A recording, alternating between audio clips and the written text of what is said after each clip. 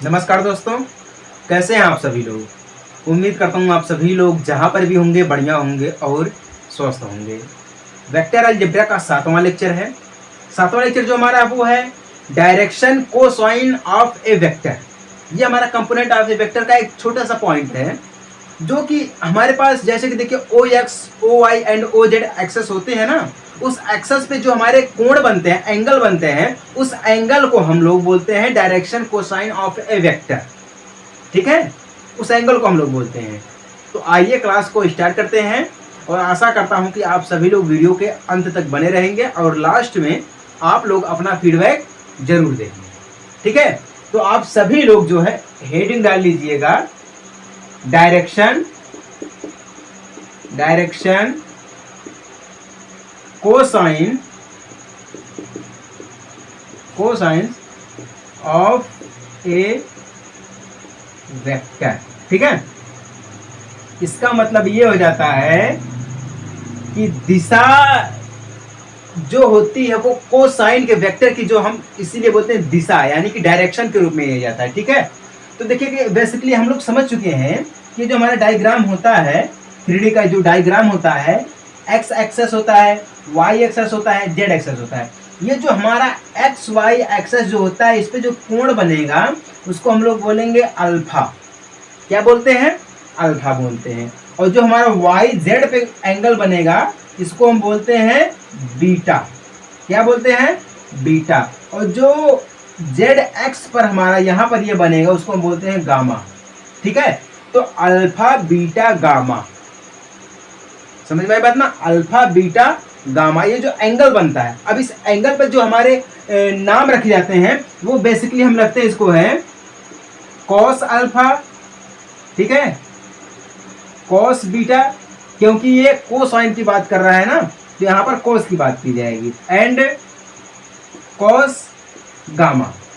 ये 3 नाम रहते हैं इसको, बेसिकली हम इसको बोलते हैं 3 नाम से बोलते हैं। ठीक है, और ये जो हमारे नाम रहते हैं इसको हम बोलते हैं डायरेक्शन एंगल।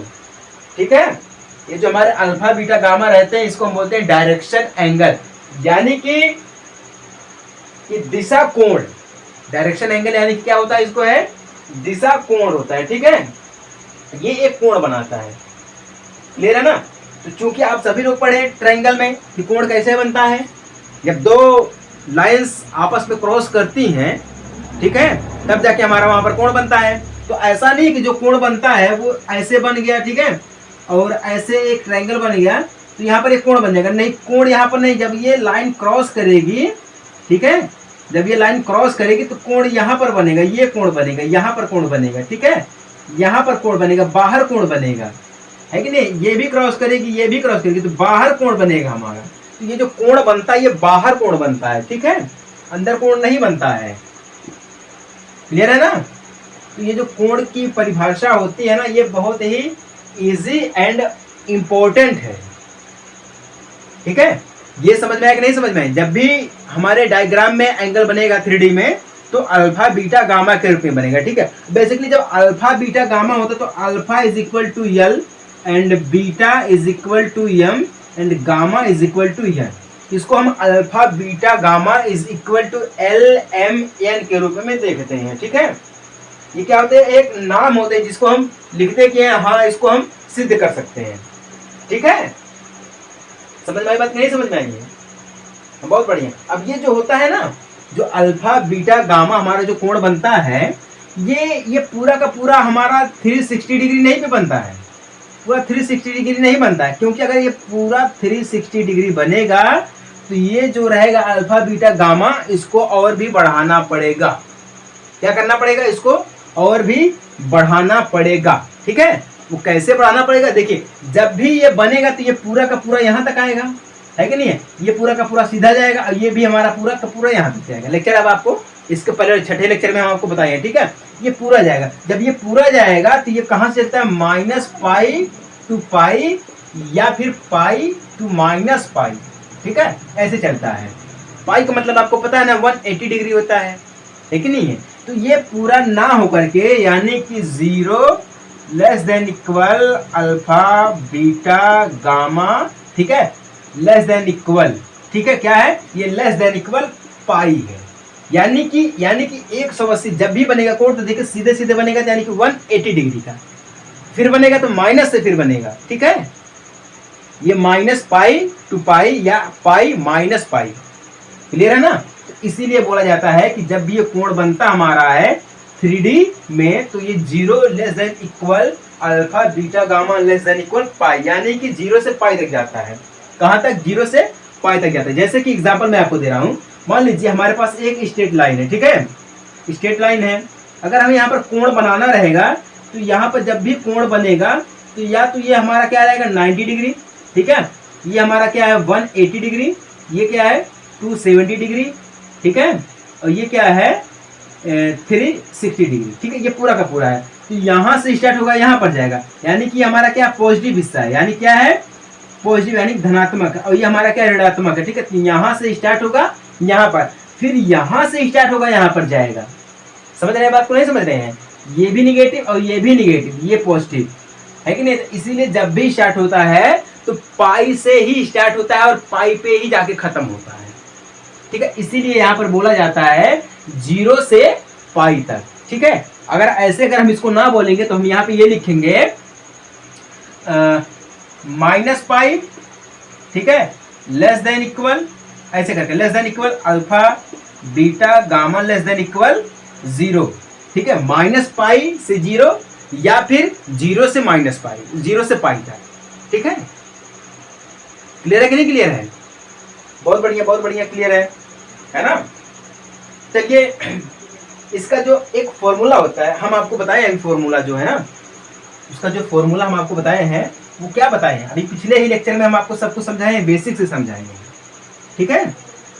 ये छठे लेक्चर का ही दूसरा लेक्चर समझ लीजिए आप लोग, छठे लेक्चर का ही दूसरा लेक्चर है। हम आपको समझाए हैं mod vector R is equal to क्या होता है, X I cap plus Y J cap plus Z K cap, क्या होता है ये बराबर में होता है, ठीक है, क्या होता है ये बराबर में होता है। अब इसके अगर मॉडल्स की बात की जाएगी तो mod vector R is equal to mod में X I cap plus Y J cap, ठीक है, प्लस जेड के कैप, ये सब मॉड में रहेंगे। कहाँ पर रहेंगे? ये सब मॉड में रहेंगे, ठीक है। जब ये मॉड में रहेंगे तो R cap is equal to में क्या हो जाएगा, वेक्टर आर बटे में मॉड वेक्टर आर, ठीक है, क्या हो जाता, मॉड वेक्टर आर। ये बराबर में किसके आ जाएगा, क्योंकि देखिए वेक्टर आर क्या दिया गया है, वेक्टर आर क्या दिया गया है, X I cap plus Y J cap plus Z K cap, बटे में वेक्टर आर मॉड में क्या दिया गया है, मॉड में दिया गया है एक्स आई कैप प्लस में वाई जे कैप प्लस में जेड के कैप, मॉड बंद हो जाएगा, ठीक है। ये क्या हो जाएगा, एक प्रकार से हमारा फॉर्मूला आ जाएगा, ठीक है। अगर मॉड को हटाना चाहेंगे तो हम ऐसे भी इसको लिख सकते हैं, ठीक है। अगर मॉड को हटाना चाहेंगे तो हम इसको लिख सकते हैं एक्स आई कैप प्लस में वाई जे कैप, ठीक है, प्लस में Z K cap divided by root में एक्स आई कैप प्लस में वाई जे कैप, ठीक है, प्लस में जेड के कैप। क्लियर है ना। ये हम आपको फॉर्मूला बताए थे अभी अपने पहले वाले, यानी कि इससे पहले वाले लेक्चर में, छठे लेक्चर में, ठीक है। यहाँ पर ये फॉर्मूला बनता है। क्लियर है कि नहीं क्लियर है? अब आइए बेसिकली हम लोग थोड़ा प्रकाश डालते हैं। हम आपको बोले हैं कि अल्फा इज इक्वल टू क्या होता है L, beta is equal to हमने एम बोला है, गामा इज इक्वल टू हमने बोला है एन, ठीक है। ये एम एन एल ये कहाँ पर इसकी वैल्यू कैसे निकलती है कैसे निकलती है ये हम आपको बताते हैं। देखिएगा ये सब क्या है ना, एक बराबर की हिस्सेदारी इस समय है। क्या ये सब है? बराबर की हिस्सेदारी है इसमें, क्योंकि अगर हम ये बात करेंगे ना तो ये सब आपस में बराबर ही निकलेंगे। इसमें जब फाइंड डायरेक्शन कोसाइन वेक्टर, यानी कि ये जो हमारे पास वेक्टर आर दिया गया है मॉड में, ठीक है, क्या वेक्टर आर दिया गया है, किसमें वेक्टर आर दिया गया है इज इक्वल टू में एक्स आई कैप प्लस में वाई जे कैप प्लस में जेड के कैप। अगर हमें इसको फाइंड करना होगा, इसकी वैल्यू निकाल देंगे, फाइंड करना होगा, ठीक है।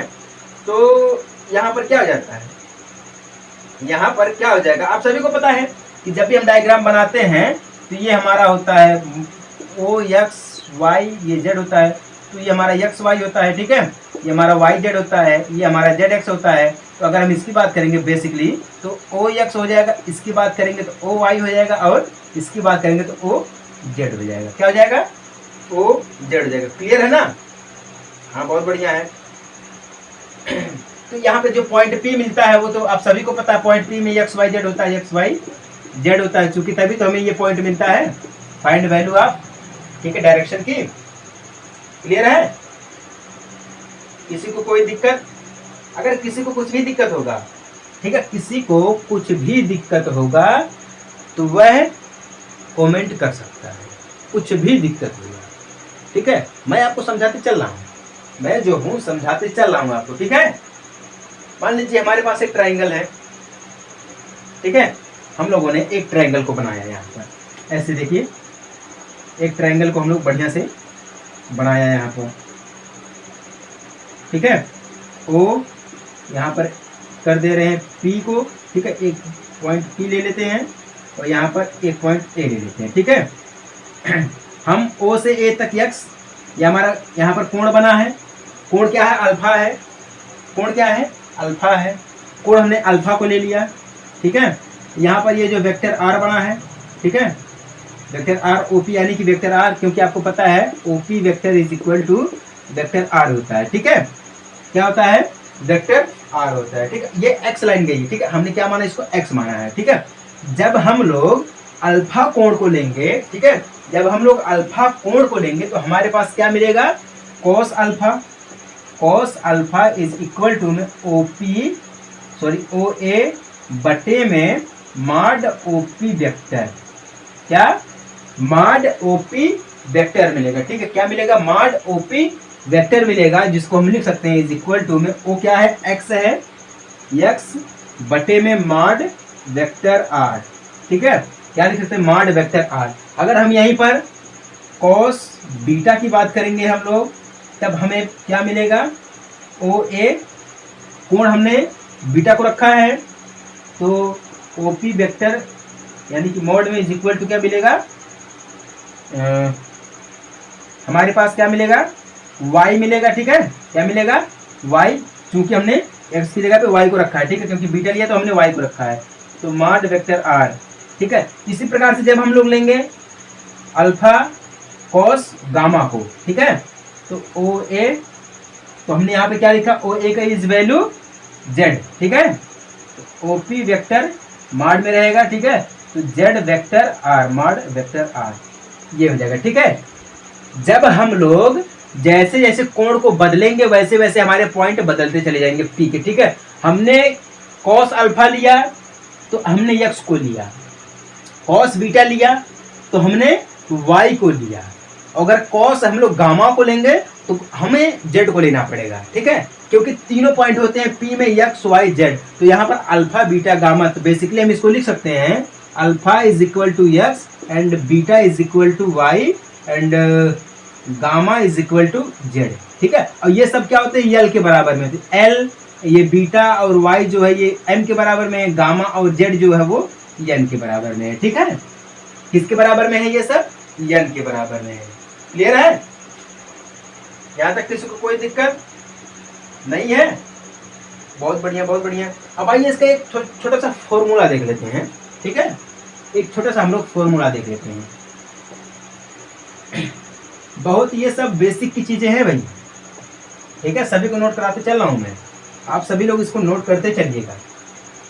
किसी को अगर लग रहा है कि मैं जल्दी जल्दी बोल रहा हूं तो भी बता देना, ठीक है। देखिए, चूंकि एक होता है L हम आपको बताएं alpha is equal to x, तो हम यहाँ पे लिखेंगे बराबर में cos अल्फा बराबर, एक फॉर्मूला बनता है x बटा में, ठीक है, क्या बनता है, x बटा में पूरा का पूरा वेक्टर r या i कैप, ठीक है, क्या बनता है, वेक्टर r, यानी कि अगर हम हिंदी में इसको बोलेंगे तो वेक्टर r में i कैप का गुणांक बटा में वेक्टर r का मापांक, ठीक है। क्योंकि अगर हमारे पास x दिया गया है, ठीक है, क्या दिया गया है, x दिया गया है, तो ये क्या हो गया, वेक्टर आर जो आई कैप है इसका गुणांक हो गया, ठीक है, क्योंकि आई कैप यानी कि यक्स की वैल्यू होती है, आई कैप किसकी होती है, यक्स की वैल्यू होती है, ठीक है। तो हम वेक्टर आर नीचे दिया गया, किसका, मॉडल में दिया गया, किसका, मॉडल में दिया गया वेक्टर आर। तो मॉडल में क्या रहेगा, रूट का यक्स स्क्वायर, ठीक है, X square plus Y square, ठीक है, plus Z square is equal to में यक्स, इसका मतलब क्या हो जाता है, आर हो जाता है, क्या हो जाता है, आर हो जाता है, ठीक है। ये क्या हो गया, आर हो गया, क्लियर है ना। ये क्या हो गया, एल इज इक्वल टू इतना मिला हमें, ठीक है, एल इज इक्वल टू इतना मिला। इसका मतलब ये हो जाता है कि हिंदी में मैं लिख रहा हूं सूत्र, सदिश, ठीक है, आई आई वेक्टर आर, ठीक है, सदिश वेक्टर आर में आई का गुणांक, वेक्टर आर में आई यानी कि आई कैप का गुणांक, ठीक है, बटा में सदिश वेक्टर आर का मापांक, क्या होता है, वेक्टर आर का मापांक होता है, ठीक है। अगर हम यही चीज दूसरे में m के लिए करेंगे तो cos बीटा, यानी कि बीटा यानी कि हम क्या रखेंगे, y, y is equal to, formula यही है, तो लिखेंगे हम X square plus Y square plus Z square बराबर में y को y बटा में r, ठीक है। और जब हम यही चीज n is equal to cos gamma को लेंगे तो चीजें सेम हो जाएंगी, तो सिर्फ z और बटा में r कर देंगे, ठीक है, चीजें वही रहेंगी, z और बटा में r को हम कर देंगे, ठीक है। ये होता है, ठीक है। तो आपको पता है कि नहीं है, ये तो आपको क्लियर होगा कि नहीं हो गया, ये तो आपको पता है। अगर हमने x इज इक्वल टू, यहाँ पर x is equal to R L साथ में लिया है, ठीक है, आर एल को हमने क्या किया है, साथ में लिया है, या एल आर, चूंकि ये क्या होता है, आर बराबर एल एक्स होता है साथ में, ठीक है, ये होता है। अगर हमने y को लिया है m और क्या लिया है, r लिया है, ठीक है, z को लिया है गामा n, ठीक है, क्या लिया है इसको, गामा हमने n को लिया, क्लियर है। जब गामा n को लिया तो r बराबर क्या होता है, r बराबर क्या होता है, r बराबर होता है रूट का X square plus Y square plus Z square. तो वेक्टर r बराबर क्या होता है, वेक्टर r बराबर क्या होता है, एक्स आई कैप प्लस में वाई जे कैप प्लस में जेड के कैप, क्या होता है, जेड के कैप होता है, क्लियर है।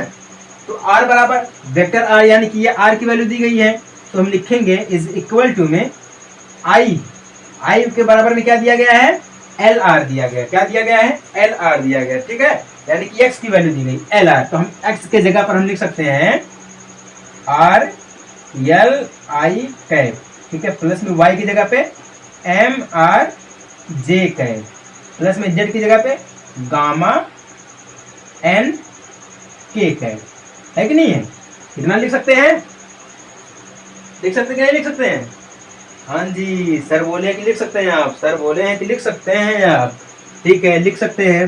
तो यहाँ पर हम क्या कर सकते हैं, r को कॉमन कर लेंगे, ठीक है, क्योंकि r सभी में r, तो अगर हम r को कॉमन करेंगे तो r क्या मिलेगा हमारे पास, फिर एल आई कैप प्लस में एम जे कैप, ठीक है, प्लस में जेड, r को कॉमन करेंगे m, ये मिल गया, ठीक है, एल एम एन यानी कि गामा की ये चीज है, ठीक है। तो क्या मिल गया हमारे पास, एन के कैप, क्या मिल गया, एन के कैप, हमने साथ में इसको लिखा है, ठीक है, क्या किया, साथ में लिखा है। ये चीजें तो सब बेसिकली चीजें हैं, ठीक है। यहाँ से अगर हम देखेंगे तो अल्फा बीटा गामा, अगर हम आई को नहीं लगेंगे तो कोई दिक्कत वाली बात नहीं है, लेकिन हम ये जो एल एम एन, ये गामा कहाँ से आ गया भाई, खत्म करो इसको, हाँ ठीक है, आर रहेगा, आर मैंने गामा लगा दिया, ठीक, आर है, ठीक है, हाँ ठीक, आर है, ठीक है। ये चीज इतना हमें मिल जाएगा, R is equal to L I cap plus में एम जे कैप प्लस में M N sorry N K cap, ठीक है, इतना क्लियर है। अब ये क्या दिया गया है, वेक्टर आर, ये क्या दिया गया है, वेक्टर आर, ठीक है, इसको हम डिवाइडेड करेंगे आर से, तो वेक्टर आर में हमारे पास क्या है, एक्स आई कैप प्लस में वाई जे कैप प्लस में जेड के कैप, ठीक है। वेक्टर सॉरी आर में क्या है, एल आई कैप प्लस में Y J cap, sorry M है एम जे कैप प्लस में एन के कैप, ठीक है। क्या है, एन के कैप है। मैं क्या करूँ, किधर से हटाऊं, इसको हटा दूं, ये क्लियर है ना। चलिए ये क्लियर है, इसको मैं हटा देता हूं, ठीक है। ये इतना मिल गया ये क्या मिल गया, इतना मिल गया हमें, वेक्टर आर बटे में वेक्टर में मिल गया, ठीक है। तो वेक्टर आर बटा में वेक्टर, यानी कि वेक्टर आर बटे R is equal to R cap होता है कि नहीं है। क्या होता है, आर कैप होता है। तो ये क्या है, एक डायरेक्शन इकाई, किसकी है, वेक्टर आर की एक डायरेक्शन इकाई है आई कैप। जब भी कैप की बात की जाएगी तो आप ये पता लगा लीजिएगा कि ये यूनिट वेक्टर है, यानी कि जिसमें एक ही वेक्टर होता है, ठीक है। ये क्या है, एक ही वेक्टर। तो vector R is equal to क्या हो जाएगा, vector R is equal to L M and N, ये सभी एक दूसरे के बराबर रहते हैं, ठीक है। तो यहाँ पर हम इसको लिख सकते हैं, vector R is equal to L I cap plus में एम जे कैप प्लस में एन के कैप, ठीक है। इज द प्रूफ, यही हमारा क्या है, direction cosines of a vector, क्या है, यही हमारा है, ठीक है। किसी को कोई दिक्कत, कोई डाउट, कोई परेशानी नहीं है, बहुत ही बढ़िया, ठीक है, बहुत ही बढ़िया। अब आप चीज ये याद रखिएगा, नोट्स कर लीजिएगा आप लोग, कि जो हमारे पास ए बी सी जो होते हैं ना, ये एल एम एंड एन के क्या होते हैं, समानुपाती होते हैं। क्या होते हैं, ये समानुपाती होते हैं ये सब, ठीक है। ये सब क्या होते हैं, समानुपाती, सब के सब बराबर होते हैं, कोई अलग अलग नहीं है भाई, सब के सब बराबर होते हैं, ठीक है। एबीसी में, ठीक है, क्या है, एबीसी में वेक्टर आर के जो क्या होते हैं, डायरेक्शन रेशियो इसको हम बोलते हैं, ठीक है। ये जो बराबर में होते हैं इसको हम बोलते हैं डायरेक्शन रेशियो। क्या बोलते हैं, डायरेक्शन रेशियो बोलते हैं, जो कि हमारा आता है ए बटा में एल बराबर में बी बटा में एम बराबर में सी बटा में एन। ये क्या होते हैं, डायरेक्शन रेशियो होते हैं, ठीक है। डायरेक्शन, ये क्या होते हैं, डायरेक्शन रेशियो, ठीक है, डायरेक्शन रेशियो होते हैं, ठीक है। ये सब क्या होते हैं, डायरेक्शन रेशियो, यानी समानुपाती, एक दूसरे के समानुपाती होते हैं। A B C is equal to L M N, ठीक है। क्या होते हैं, डायरेक्शन रेशियो होते हैं ये सब। तो direction ratio L is equal to हम करें या इसको बराबर करें, ठीक है। समझ में आई बात कि नहीं समझ में आई है, हाँ जी, बहुत बढ़िया है। हम इसको ऐसे भी लिख सकते हैं, अगर हम चाहेंगे। एक हमारे पास पॉइंट दिया गया है, रिलेशन बिटवीन डायरेक्शन कोसाइंस। क्या है, रिलेशन बिटवीन, यानी कि रिलेशन, देखिए हम लोग क्या लिखते हैं, एक्स स्क्वायर प्लस में वाई स्क्वायर प्लस में जेड स्क्वायर, ठीक है। ये लिखते कि नहीं लिखते हैं, हमको पता है X is equal to L होता है, Y is equal to M होता है and Z is equal to क्या होता है, एन होता है। जब हम एक्स स्क्वायर लिख सकते हैं तो हम एल स्क्वायर भी लिख सकते हैं, हम लिख सकते हैं वाई स्क्वायर तो एम स्क्वायर भी लिख सकते हैं, ठीक है। जब हम जेड स्क्वायर लिख सकते हैं तो हम एन स्क्वायर भी लिख सकते हैं, क्योंकि ये सब आपस में बराबर होते हैं। इसी को बोलते हैं रिलेशन। क्या बोलते हैं, रिलेशन बिटवीन डायरेक्शन कोसाइंस, ठीक है। एल इज इक्वल टू, अब ये सभी का सभी क्या होता है, बराबर में एक हो जाता है, ठीक है। सभी का सभी क्या हो जाता है, बराबर में एक हो जाता है, क्लियर है ना। ये सब क्या होते हैं, एल स्क्वायर बराबर में एम स्क्वायर, या ऐसे लिखेंगे L square plus M square plus N square is equal to 1, is equal to क्या होता है, 1 होता है, ठीक है। Is the right answer. यही हमारा सब कुछ दिया गया है direction cosines of a vector, ठीक है। जब भी आप लोगों को कंपोनेंट ऑफ ए वेक्टर को समझना पड़ेगा तो ये सब बेसिक चीजें आपको समझनी पड़ेगी, ठीक है। ये सब बेसिक चीजें होती हैं, ठीक है, कहीं से बाहर से आती वाती नहीं है, ये सब बेसिक चीजें होती हैं, क्लियर है ना। चलिए एक आध एग्जाम्पल मैं आपको दे दूं, हैं एक, चलिए एग्जाम्पल मैं आपको छोटा सा दे देता हूं ताकि आपको ये समझ में आ जाए, ठीक है। एग्जाम्पल में क्या बोल रहा है, हमारे पास वेक्टर दिए गए हैं। वेक्टर क्या दिया गया है, 2 है आई कैप प्लस में, sorry 2 I cap minus 5 J cap and plus में 8 के कैप दिया गया है। हमारे पास पहला वेक्टर है, ठीक है। और दूसरा वेक्टर हमारे पास दिया गया है, एंड दूसरा वेक्टर हमारे पास क्या दिया गया है, आई कैप माइनस आई कैप माइनस 3 जे कैप माइनस 7 के कैप।